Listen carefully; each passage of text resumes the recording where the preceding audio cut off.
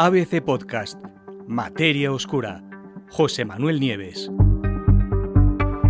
La Tierra se enfría más rápido de lo que se creía.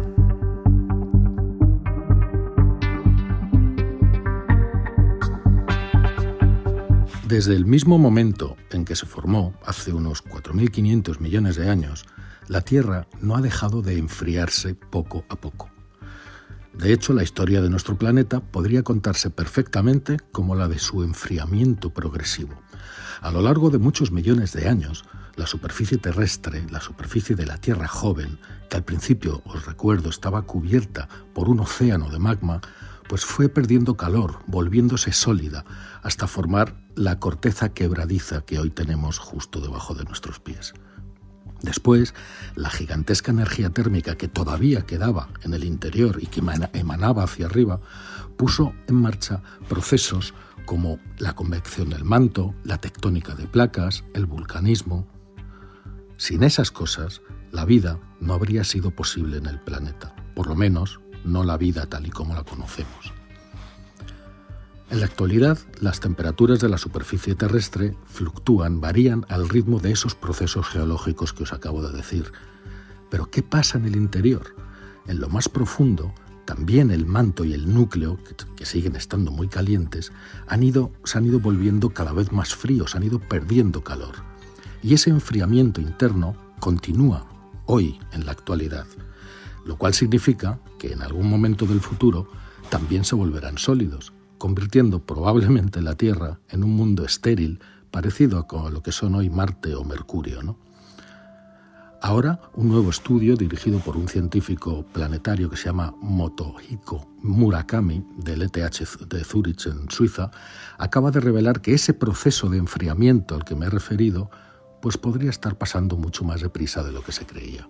Y eso tiene unas consecuencias tremendas. ¿A qué ritmo pierde calor el núcleo? Es difícil responder a esa pregunta porque a día de hoy no sabemos exactamente cómo de rápido se enfrió la Tierra primitiva, ni tampoco sabemos cuánto tiempo podría pasar hasta que este enfriamiento continuo termine por detener los procesos geológicos que hacen posible la vida, a los que me refería anteriormente. Una posible respuesta, sin embargo, podría estar en la conductividad térmica de los materiales y de los minerales que forman el límite que existe justo entre el núcleo y el manto terrestre. Sabéis que debajo de la corteza, que es una capa fina, se extiende una capa muy gruesa de más de 3.000 kilómetros, 3.600 kilómetros de grosor, que es el manto.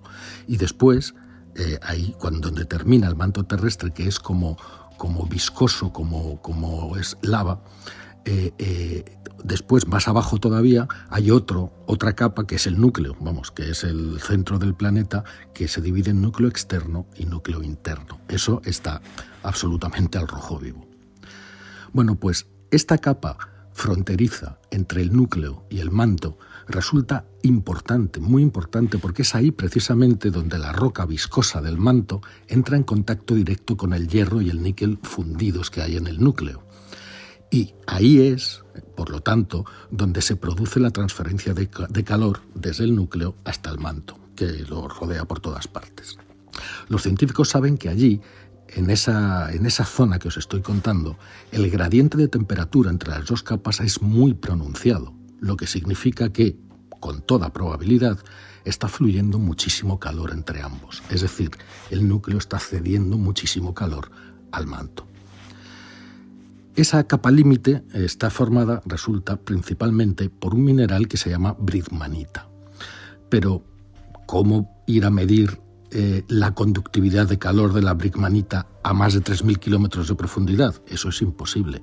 Hay otros métodos indirectos, pero en general los científicos tienen serias dificultades para estimar con precisión cuánto calor es capaz de conducir este mineral y cuánto calor es capaz de absorber del núcleo para írselo pasando al manto y enfriarse.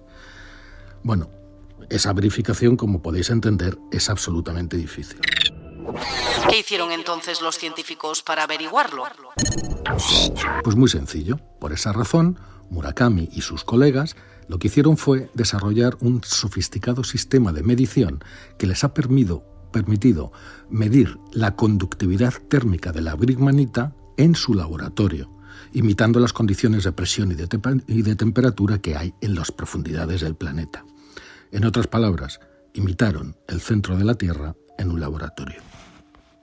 Gracias a este sistema de medición, los científicos pudieron ver que la conductividad térmica de la gridmanita resulta que es 1,5 veces más alta de lo que se pensaba, y eso sugiere que el flujo de calor desde el núcleo hacia el manto también es mayor de lo que se pensaba. Un mayor flujo de calor, a su vez, ¿qué hace? Aumenta la convección del manto y acelera el enfriamiento de la Tierra. A la larga, esto puede causar, entre otras cosas, que la tectónica de placas, esa que nos mantiene vivos y que se mantiene en marcha por los movimientos convectivos del manto, pues se detenga más deprisa de lo que se suponía hasta ahora en función de los valores que se tenían antes de cómo la gridmanita conducía el calor. Pero eso no es todo, porque el proceso, además, podría estar acelerándose cada vez más. Es decir, no solo la Tierra se va enfriando, sino que se va enfriando cada vez más deprisa. ¿Y cómo es eso posible? Pues cuando la gridmanita se enfría, descubrieron los investigadores, se transforma en otro mineral distinto que se llama postperovskita. Y resulta que ese mineral es un conductor térmico todavía mejor que la gridmanita y que por lo tanto podría hacer aumentar aún más la tasa de pérdida de calor del núcleo hacia el manto, es decir, podría acelerar el enfriamiento. Estos resultados, no cabe duda de que podrían suponer una nueva perspectiva totalmente diferente sobre la evolución de la dinámica de la Tierra y sugieren que nuestro planeta, igual que otros mundos rocosos como Mercurio o como Marte, pues se está enfriando y que quedará inactiva mucho antes de lo que pensábamos. ¿Y cuándo se enfriará la Tierra? Pues por desgracia, los científicos no pueden decir exactamente cuándo esto va a suceder, ni cuánto tiempo tardarán, por ejemplo, las corrientes de convección del manto en detenerse por completo. Según los investigadores, todavía no sabemos lo suficiente sobre este tipo de eventos como para predecir en qué momento van a producirse. En todo caso, tranquilos, porque por muy deprisa que nuestro planeta se vaya a convertir en una roca yerma y sin vida, a escala humana no va a ser un proceso rápido. De hecho, es incluso posible que la Tierra se vuelva inhabitable mucho antes de que esto suceda y a causa de otras cosas, de otros factores, pues como por ejemplo el progresivo encalentamiento del Sol, que solo, entre comillas, 1.000 millones de años, pues nos va a enviar calor suficiente como para hacer hervir los océanos. Así que tranquilos, la Tierra se enfría más rápido, es verdad, pero no creo que ninguno de nosotros ni de nuestros descendientes llegue jamás a verlo.